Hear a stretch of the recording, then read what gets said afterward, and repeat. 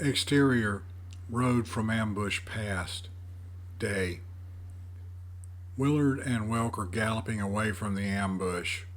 Willard halts his horse. When Welk sees that, he does the same. Welk. Is there a problem, my lord? Willard. I think we've ridden far enough. We need to go back. Welk. What? I'm sorry, my lord, but that would be folly. Willard. Do you have any other ideas? Welk. Let us go to Brookhaven and fetch the Earl's guard. He has nigh on a score of men who can handle these brigands. I know a way back where we could get there before midnight. Willard. We can't bring a group of armed military men across the border into Lennox, Welk. That would be an act of war. Welk. Then let us return to Castle Morwen and fetch Harold's men. Willard. I don't think that would work either. I'm more than half convinced that these brigands are working with someone back there. Welk. Lennox? Hiring outlaws to accost you, my lord? Why? Willard. It's personal. If we take the time to fetch help, either from Brookhaven or from Lennox, by the time it gets here, your mates will all be dead or taken deep within the forest where they'll never be seen again. Welk. Then what do we do, my lord? Willard. We'll quietly go back to where we can watch what's happening back at the carriage. Welk. And then what, my lord? Willard. That depends upon what we see. Come on. Exterior, Willard's carriage and ambush pass. Day.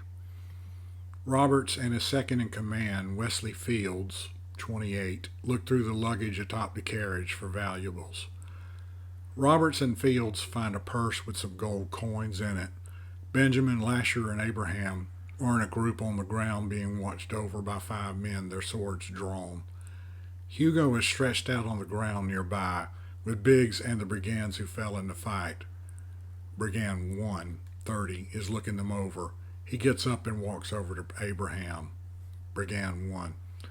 Sorry, mate, but the old guy is dead. Abraham. What about the other man?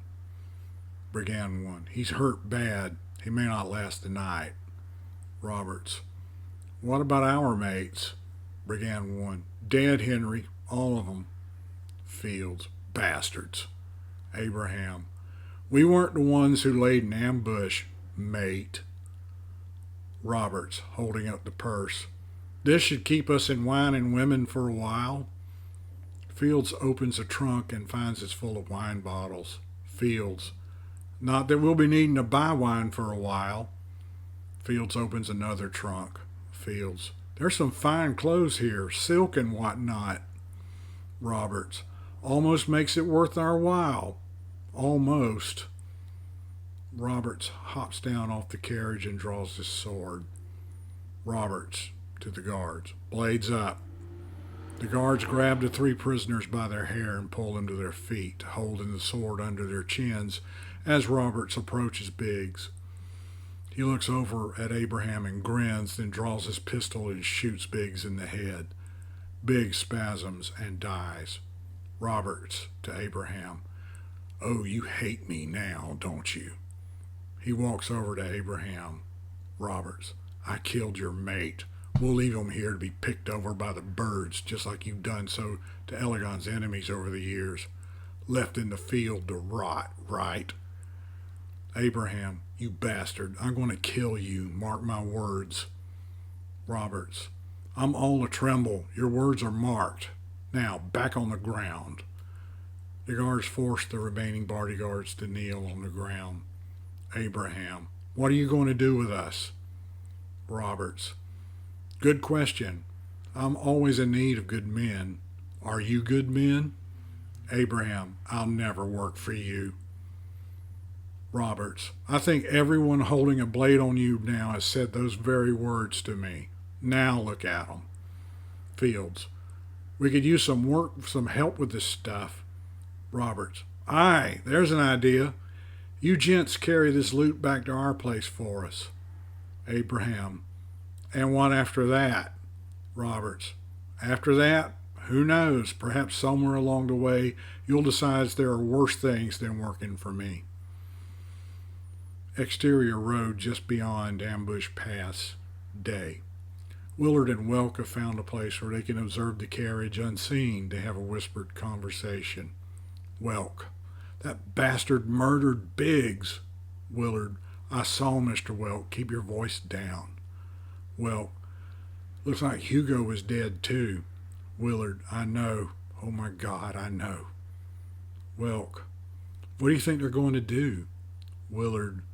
Looks like they're going through the luggage. My guess is they'll use your comrades to carry anything they want back to wherever they are camped. Welk. Then what? Willard. Then they'll have no further use for them. Welk. That's what I'm afraid of. My lord, can I ask a question? Willard. Of course. Welk. That man you fought. You fought him well, disarmed him, but you didn't kill him. Why not, my lord? Willard. Well, Welk, you've never killed anyone before, have you, my lord? Willard. I'm sorry, no, I haven't. Unlike my brothers, I've never been in the military, so I've never had occasion. Well, no need to apologize, but my lord, the rules have changed now. We're in a battlefield situation. Do you understand what that means, my lord? Willard. No mercy. Welk. Yes, my lord. You have a chance to kill one of these men, you take it. Don't worry about being polite or fair or merciful. Willard. You've done this sort of thing before. Welk. Indeed. In service to the crown. Willard. I see. Oh, looks like they're moving out. Exterior, trekking through the forest, day. Lasher, Abraham, and Benjamin carry big bags of loot. The terrain is hilly and heavily wooded. Exterior, campsite in the forest, night. There's a small campfire burning in the middle of a clearing. Next to it is Sylvie with 3 more brigands who look up at Roberts and smiles, then frowns as the party enters the clearing. Sylvie has a pistol tucked in his belt. Roberts. You lit a fire? You know it can be seen for miles. Sylvie. So? Let it be seen. I have no enemies here. Roberts. You ain't the only one here. Sylvie. Where the hell is Willard? Or Willard's head? Roberts. He got away. Sylvie. Got away? You incompetent lout. He was the whole point. Fields. He slipped out of the carriage and nipped away on horseback, quick as a jackrabbit. Probably left a trail of piss behind him. The others laugh as Lasher, Ben, and Abraham are forced to kneel on the ground. Sylvie. And who are these? Roberts. They'd be the prince's bodyguard. Sylvie. You fool, you should have killed them. Roberts. Then who would carry the loot? Sylvie. You damned idiot. Roberts. It wouldn't look right if we came away from the ambush with no loot, would it? People might wonder if it was something besides a simple robbery, wouldn't they? People wouldn't know it was me if nothing was taken. Ain't that what you want? Besides, I lost some good men because of this. Maybe 1 or 2 of these will make an adequate replacement. Sylvie. Don't be a fool, Roberts. Roberts. That's how I got some of my best men, Mr. Sylvie. You'll never know. Exterior, just outside of the campsite, night. Willard and Welk are watching the men make camp from hiding. They have a whispered conversation. Welk. Who is that? Willard. I'll be damned if that isn't the Earl of Greensbury's man. Welk. Looks like you were right, my lord. Intercut. Willard and Welk spying on the campsite. The brigands are binding the bodyguard's wrists behind their backs with rope. They are near the edge of the camp, the dark forest right behind them. Sylvie. I wonder about your reputation, Roberts. I always heard you were better than this. Roberts. It was not an ideal situation for an ambush, Mr. Sylvie. You didn't give us much time to plan it out. Sylvie. And now Willard is on his way back to his father to tell him about how he was ambushed in Lenox. Roberts. By brigands, Mr. Sylvie. No way to trace it back to you and you know who. Sylvie. Right. You're right, but still, you need to decide what to do with this lot here. Roberts. Indeed. Welk, whispering, what do we do? Willard, whispering, how many do you see? 8? Welk, whispering, not counting Greensbury's man. Willard, I think we're safe ignoring him. Welk, if my mates were free, I think we could take them, but it looks like they're bound securely. Willard, watch. You'll know what to do. Willard gets up and walks into the light of the campfire, his sword in his hand. Roberts, who the hell are you? Willard, I am Willard of Elegon. Fields, what? Willard points at Sylvie. Ask him. Sylvie, yes, it's him. Roberts, are you a fool? Willard, I have been called such. With all eyes on Roberts and Willard, Welk carefully makes his way up behind the single guard left watching Abraham and company. He covers the man's mouth with his hand and stabs him in the back and holds him as he collapses. Welk positions the man's body at the base of a tree so it looks like the dead man is just sitting there watching the confrontation.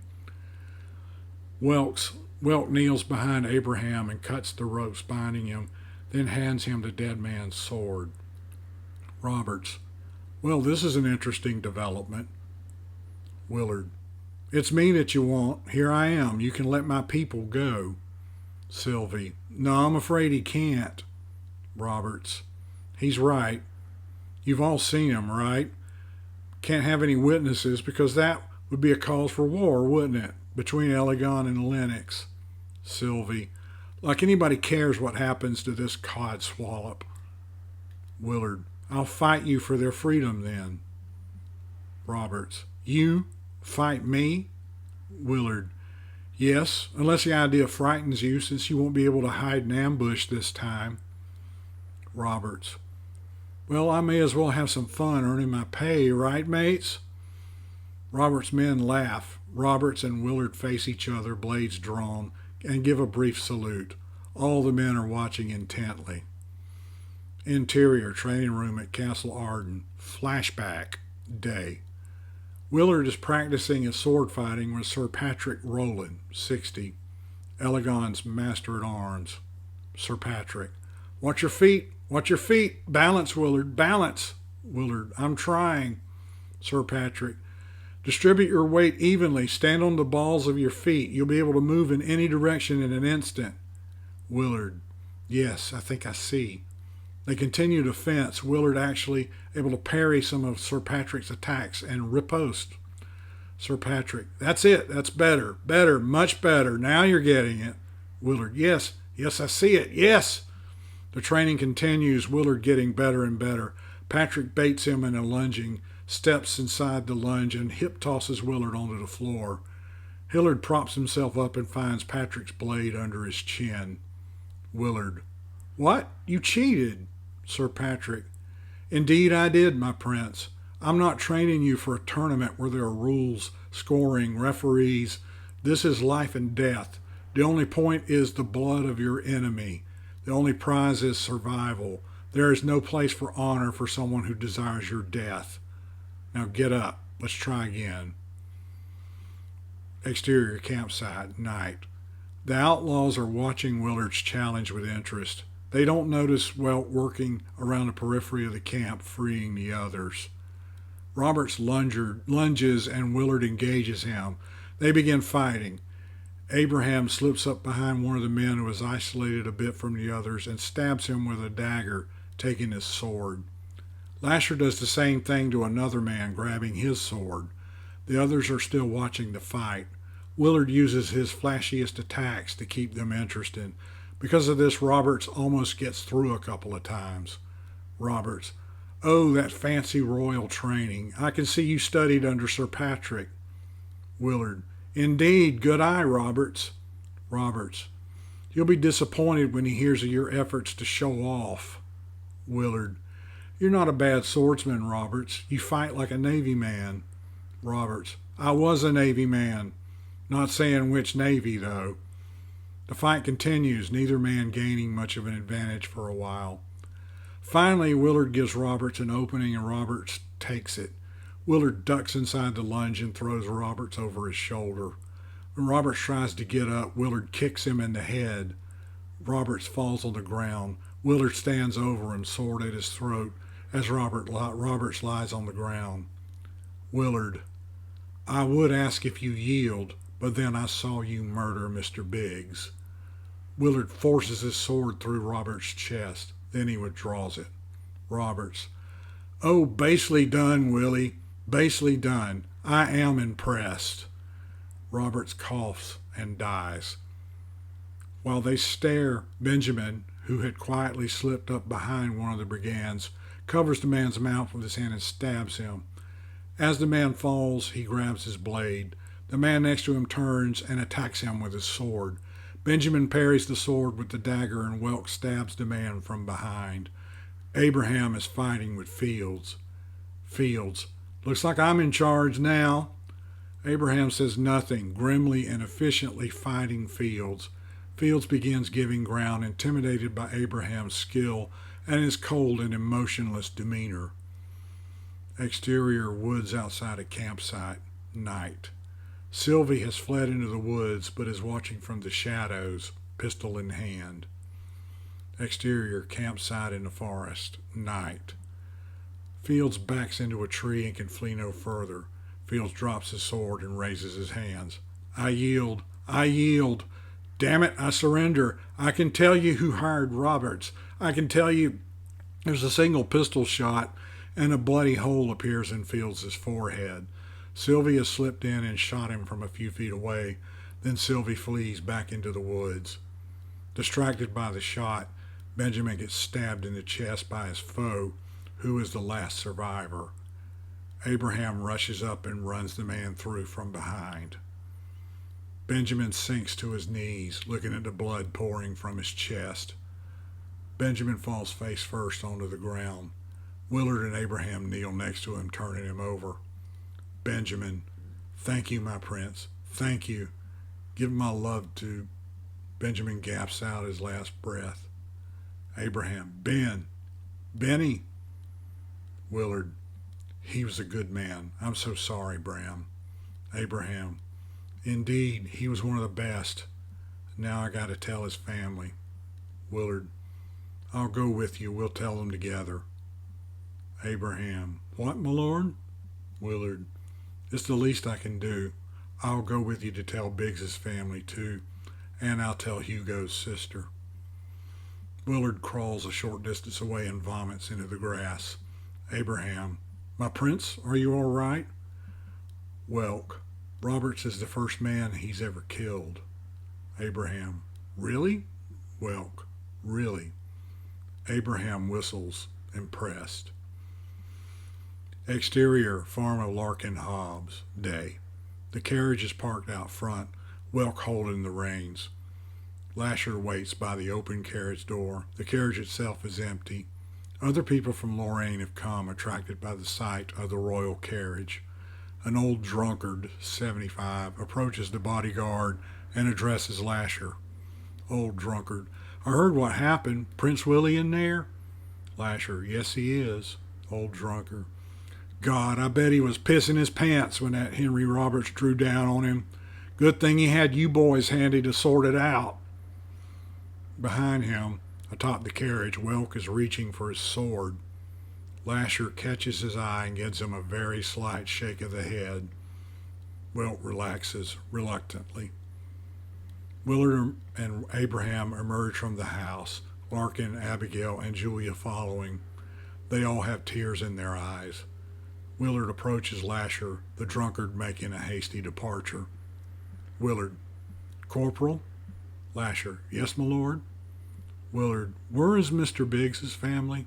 Lasher, Blackberry Hills. Willard, very well. Let's go to Blackberry Hills. Lasher, yes, my prince. Willard climbs into the carriage, Abraham getting in with him, pulling the door closed. Lasher climbs the carriage to sit next to Welk. Welk flicks the reins. Welk, yeah. The carriage leaves, heading to Blackberry Hills. Fade out.